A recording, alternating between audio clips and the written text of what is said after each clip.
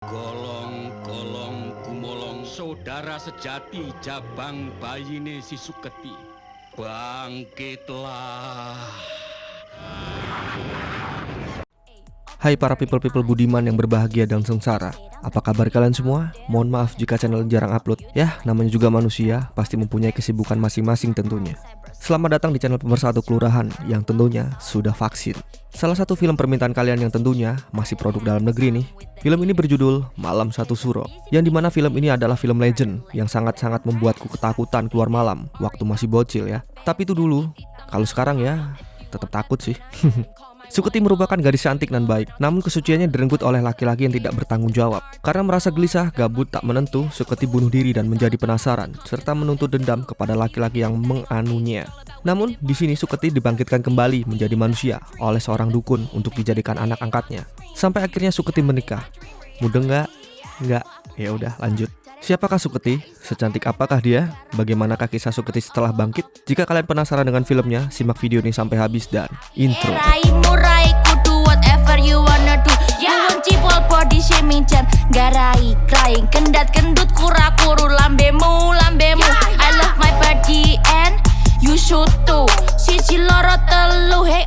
Selamat datang di channel Zura 14 dan selamat menonton. Di tengah hutan Alsroban, seorang dukun sakti Mandraguna sedang melakukan ritual untuk membangkitkan Suketi yang akan dijadikan anak angkatnya. Dan beginilah tutorialnya. Turun Suketi, turun. Kowe arep tak dadeke anak angkatku. Jabang bayini si Suketi ing raga sampurna. Keesokan harinya, dua orang pemburu bernama Bardo dan Hari berkeliling hutan dan menemukan sebuah kelinci. Dan ketika ingin menembak, tiba-tiba datanglah Suketi. Penasaran karena di hutan ada gadis, mereka langsung mencari tahu siapa gadis tersebut. Setelah sampai di sebuah rumah, Suketi pun keluar. Melihat Suketi, Bardo langsung kelepek-kelepek. Boleh saya berkenalan? Kemudian sang ayah dan ibu Suketi datang dan menyuruh Suketi untuk berkenalan dengan Bardo. Dan jangan malu-malu. Anak kami satu-satunya, tidak boleh malu. Bardo Ardianto. Suketi itu anak dusun, lugu dan pemalu. Penuh daya pesona dan memikat hati. Malam harinya Bardo selalu memikirkan Suketi karena Bardo jatuh hati kepada Suketi dan langsung ingin menikahinya dan membawa dia ke kota dan mengenalkan keberadaan modern. Setelah diizinkan orang tuaku, kita ke sana. Singkatnya, Ki Ronggo menolak lamaran Bardo. Suketi yang mendengar percakapan mereka, dia mengamuk. Saya tidak akan mengizinkan Suketi untuk menikah. Akibat hal itu, Ki Ronggo menghampiri Suketi. Ronggo mengkhawatirkan jika kelak semua orang mengetahui siapa Suketi sebenarnya, maka akan menjadi masalah. Akibat rayon sang istri, Ronggo mengizinkan Bardo untuk menikahi Suketi, namun dengan sebuah syarat tertentu. Yang pertama, mereka harus menikahi di awal suro, dan pernikahan itu dilakukan di tengah hutan tanpa kehadiran orang lain. Ya, Pak.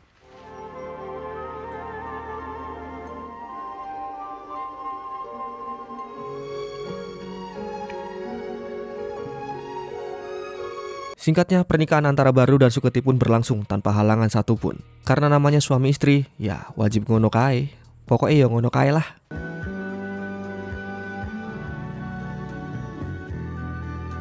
Waktu telah berlalu, kini Suketi dan Bardo mempunyai dua orang anak dan mereka sangat berbahagia.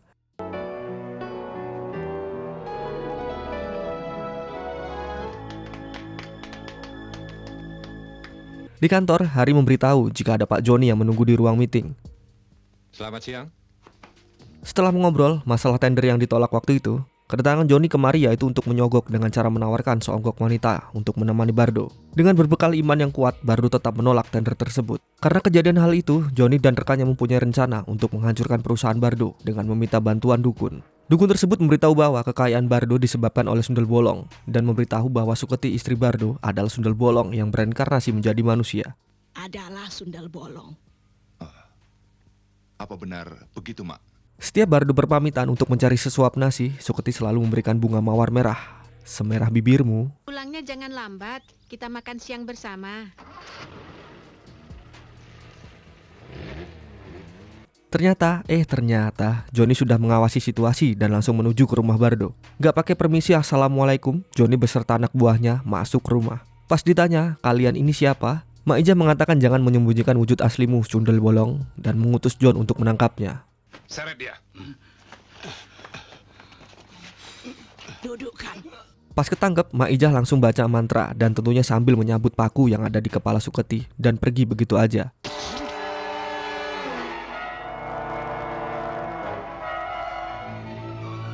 Cepat, tinggalkan tempat ini.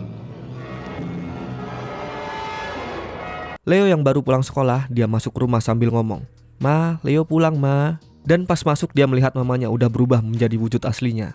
Seketika Biasi memanggil Leo dan menyuruh Leo untuk menelpon ayahnya untuk memberitahu bahwa mamanya sudah berubah menjadi hantu. Bardo yang mendengar hal itu langsung bergegas pulang untuk memastikan tentang apa yang dikatakan Leo dan Biasi. Setelah sampai, Bardo menanyakan tentang apa yang terjadi dan gimana kronologinya. Namun Asi tidak mengetahui kejadiannya dan hanya mengatakan bahwa nyonya berubah menjadi sundel bolong dan menghilang begitu saja. Asih, jaga anak-anak di rumah. Baik, Pak. Karena hal itu, Bardo langsung menuju alas roban menemui Kironggo untuk meminta penjelasan tentang apa yang terjadi. Di sini, Kironggo menjelaskan tentang siapa itu Suketi dan tak lupa memberikan tutorial Kironggo membangkitkan Suketi dan menjadikannya manusia kembali. Ingat, jangan tiru adegan ini ya. Golong-golong gumolong saudara sejati jabang bayine si Suketi. Bangkitlah. Kowe arep tak dadeke anak angkatku. Bardo menanyakan gimana nasib anaknya bersama Suketi. Dengan penuh percaya diri, Kironggo mengatakan jika anak-anaknya adalah manusia sejati, bukan jadi-jadian. Serta memberitahu jika ada seseorang yang sirik iri, dengki dengan apa yang dimiliki Bardo. Dan dengan sengaja menjatuhkan usaha Bardo melalui dukun dengan mengincar Suketi. Di sisi lain, Biasi yang mendengar bel rumah langsung membukakan pintu. Dan ternyata Johnny beserta anak buahnya menculik Preti. Tunjukkan di mana anak-anaknya. Bawa dia. Asi mencoba melawan, namun usahanya sia-sia. Kembalikan! Hei, adik saya mau dibawa kemana? Jangan! Adik saya jangan dibawa. Tak berselang lama, Bardo telah sampai di rumah. Dan pas masuk rumah, dia melihat Asi yang sudah meninggoy. Dan langsung mencari Leo dan Preti. Bardo menghampiri Leo dan menanyakan apa yang telah terjadi ketika papa pergi. Namun Leo yang ketakutan, dia diam saja. Leo tampak syok sekali. Tak berselang lama mereka mendapat telepon dari Johnny yang meminta uang tebusan sebesar 50 juta dan diletakkan di depan Stadion Senayan jam 10 pagi. Dan apabila melapor pada polisi, maka Preti akan dibinasakan. Dia ingin bicara pada anaknya. Ini papa ya. Preti jangan nangis ya. Karena Preti terus menangis dan ada polisi patroli, Johnny mengutus anak buahnya untuk menyembunyikan Preti agar mereka tidak ketahuan. Namun di sini anak buahnya Johnny menutup mulut dan hidung Preti hingga membuat Preti meninggoy. Johnny yang mengetahui hal itu, dia langsung memarahi anak buahnya. Kurang ajar. Ketika Bardo sedang gegana, gelisah galau merana, diberitahu Leo jika dia memimpikan adiknya yang bisa terbang jauh ke angkasa sambil melambaikan tangan dan menghilang. Tak berselang lama, mereka mendapatkan sebuah kejutan berupa peti berhiaskan bunga. Dan setelah dibuka, ternyata isinya Preti si milik Kitty. Keesokan harinya, ketika sedang memakamkan Preti, Pak Ladusing menghampiri Bardo sambil mengucapkan berlasungkawa, serta berjanji akan menangkap pelakunya. Dan waktu dekat pelakunya akan segera tertangkap. Kita pindah haluan bersama Mak Ijah yang mengatakan kepada Johnny bahwa Bardo dan polisi tidak akan bisa mencium perbuatan mereka. Namun, tidak dengan Suketi. Arwah Suketi akan gentayangan untuk menuntut balas atas kematian anaknya. Malamnya, Leo terbangun dan memberitahu papanya jika dia mendengar suara mamanya yang sedang bernyanyi. Dan benar saja, arwah Suketi sedang menyanyi sambil main piano. So sweet. Bardo mengatakan bahwa mereka semua sudah mengetahui siapa Suketi sebenarnya. Namun, mereka semua tetap mencintai dan menyayangi Suketi dan tak lupa mendoakan agar arwah Suketi damai dan tentram. Sebelum menghilang, Suketi mengatakan bahwa arwahnya akan tetap gentayangan sampai dendamnya terbalaskan. Kemudian Suketi mendatangi makam anaknya dan membawanya untuk jalan-jalan.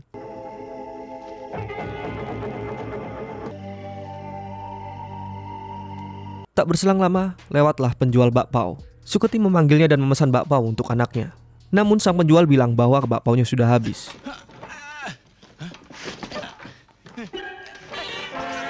Setelah dibuka, ternyata bakpaonya terisi penuh dan dimakan oleh Suketi. Bungkus 5 lagi buat anak saya. Kemudian memesan bakpaonya kembali, lalu membayarnya dengan uang yang banyak. Sebelum pergi, Suketi mengatakan jika ada yang tertinggal di pancinya. Setelah dibuka, isinya membuat Kang Bakpao ketakutan dan pergi meninggalkan gerobaknya. Kok, di panci masih ada yang ketinggalan.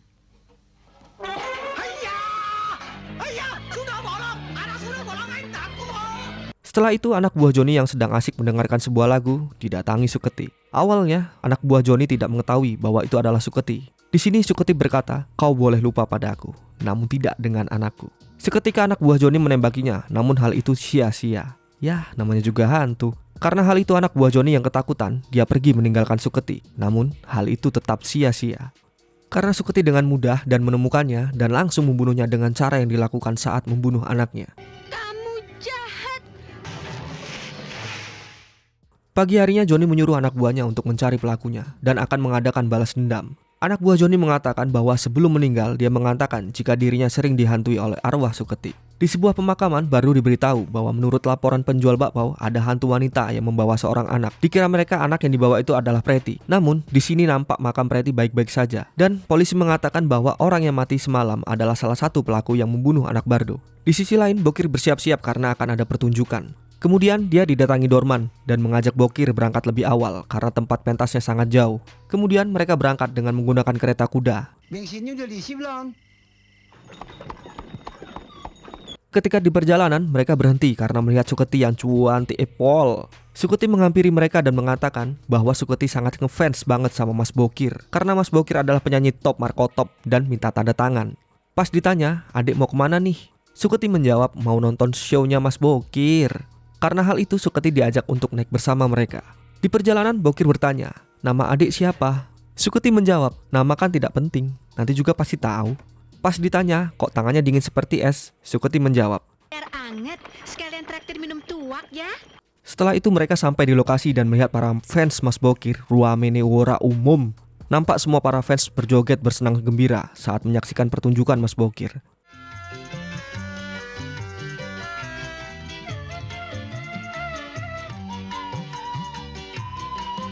Pas lampu mati tiba-tiba menjadi sepi. Bokir dikagetkan dengan kedatangan Dorman yang ketakutan karena mereka baru sadar bahwa mereka berada di sebuah pemakaman.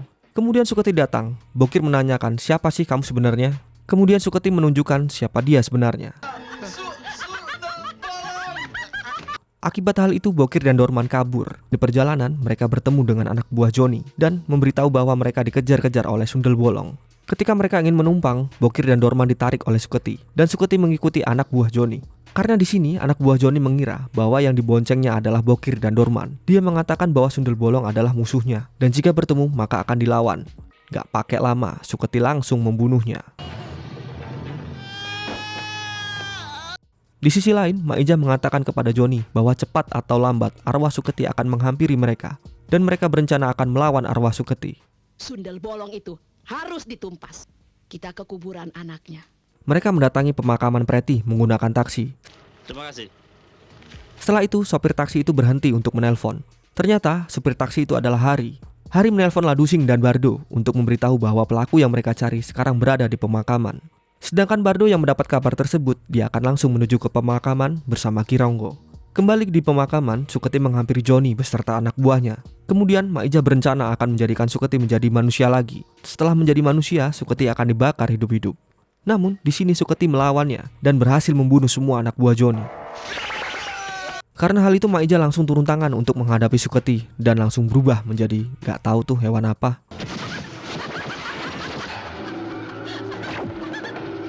Ketika mereka sedang bertarung adu ilmu, Bardo dan lainnya datang dan melihat mereka bertarung.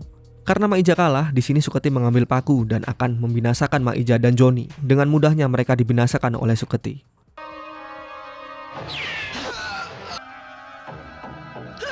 Setelah itu, Kironggo, Bardo dan lainnya menghampiri Suketi.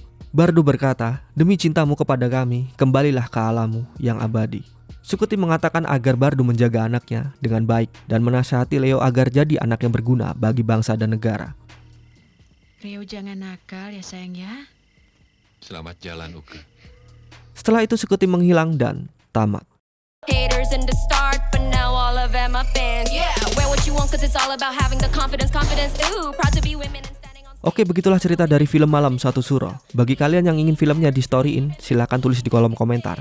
Tetaplah rusuh di komentar dengan bijak dan berfaedah, karena tanpa kalian kami bukan siapa-siapa. Terima kasih sudah menonton video ini sampai habis. Ane pamit undur diri. Stay on to my channel, jangan kemana-mana. Sampai ketemu di video selanjutnya. Bye-bye.